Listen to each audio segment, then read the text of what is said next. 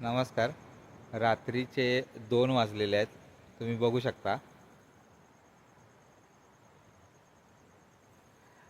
तर व्हिडिओ करायचं कारण असं आहे, की आत्ता एवढ्या रात्री करायचं काय?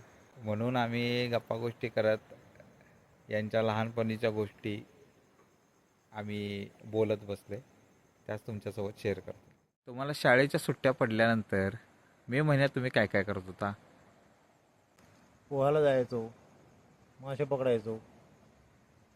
मग कधी आंबे, काजू, नारळ असतील, चिकू असतील, ते कधी काढायला जायचो. आंब्याच्या सीझनमध्ये तुमचं असं कधी व्हायचं का? ह्याचे आंबे काढले, तिकडे नेले.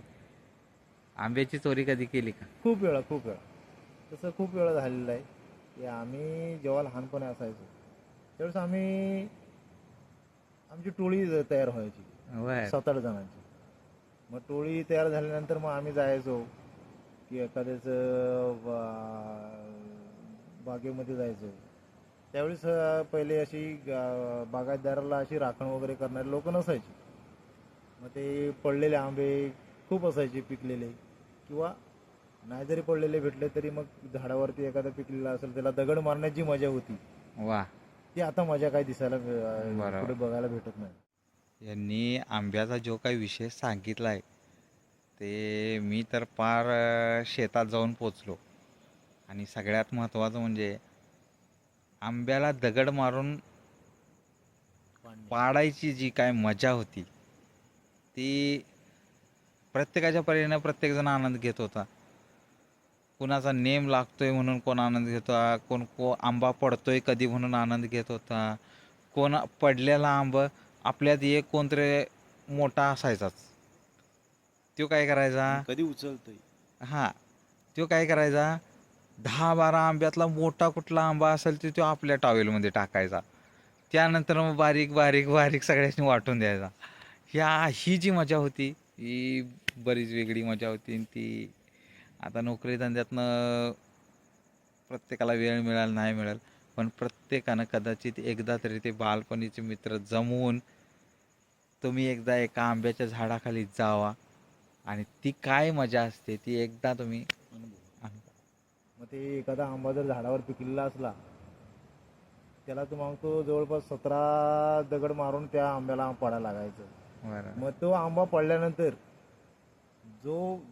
आपल्यासोबत जी मित्रपरिवार असेल त्यांच्यात जी वाटून खाण्याची मजा होती ती वेगळी होती. बरं. आणि शक्यतो करून आमच्या बालपणी जो आता हापूस आंबा आहे तो कमी प्रमाणात होता. त्यावेळेस जो आमच्याकडे रायवली, आमच्या भाषेमध्ये रायवली आंबा म्हणतात, तो खूप प्रमाणात होता.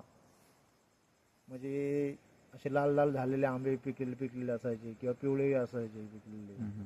मग ते जे आंबा खाण्याची जी मजा होती, हाताने रस काढायचा आणि तो एकदम मस्तपैकी खायचा बरं. किंवा सालीसकट खायचा, ती मजा वेगळी होती. बरं. किंवा फणस म्हणा असं. फणस आमच्याकडे 2 जाती आहेत, एक बरका आहे किंवा एक कापा आहे. म्हणजे तुमच्या भाषेमध्ये म्हणायला गेला तर एक रसाळ आहे आणि एक ज्याला बिनरसाळ. असे जे फणस आहेत ते खायला जेव्हा तेव्हा मजा होती. एखाद्या फणसावरती पिकलेला फणस काढायचा आणि तो सर्वांनी जे असतील टोळीमधले लोक त्यांच्यासोबत खायचा, खूप मजा वेगळी होती. बरं. मग त्या फणसाच्या ज्या आमच्याकडे बिया असतील म्हणा, आमच्याकडे अटूळ म्हणतात, मग ते घरी आणायचे, त्याची चुलीवरती भाजायचं किंवा शिजवून खायची, ती एक मजा वेगळी होती. सुट्ट्या पडल्यानंतर तुम्ही पोहायला मग जायत असतील की कुठं जायचं काय?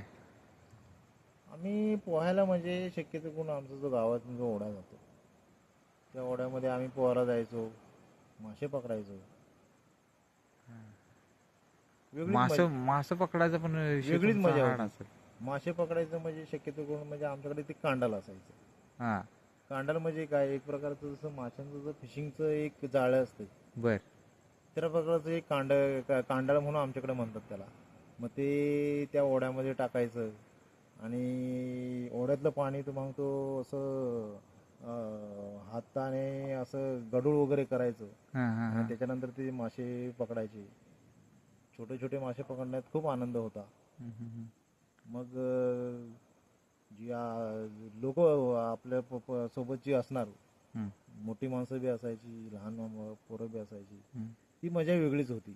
बरोबर. पोहायचो, खूप मजा मस्ती करायचो, एखाद्याच्या मग अंगावर पाणी आता काय ते उडवू. मित्र तुमच्या संपर्कात असतील की थोडेफार का ते कामानिमित्त की बाहेर गेल्यामुळं आता संपर्क होत? एवढे संपर्क नाही. जो तो आपापल्या परिवारासोबत आहे, आपापल्या नोकरीनिमित्ताने बाहेर गेले. काहीतरी होळीला किंवा शिमग्याला किंवा आपल्या गणपती सणाला बरोबर. त्यांची भेट होते. तर जुन्या आठवणी होतात शेअर. चांगला आहे. पण जी जुनी जी मजा आहे ती आताच्या काळामध्ये बघायला भेटत नाही. बरोबर. बरीचशी चर्चा झालेली आहे. आता विश्रांतीची वेळ झाली. तुम्ही पण आराम करा. पुन्हा भेटू पुढच्या ब्लॉगमध्ये एक नवीन विषय घेऊन. तोपर्यंत चॅनेलला लाईक करा, शेअर करा, सबस्क्राईब करायला विसरू नका. Good night. Bye bye.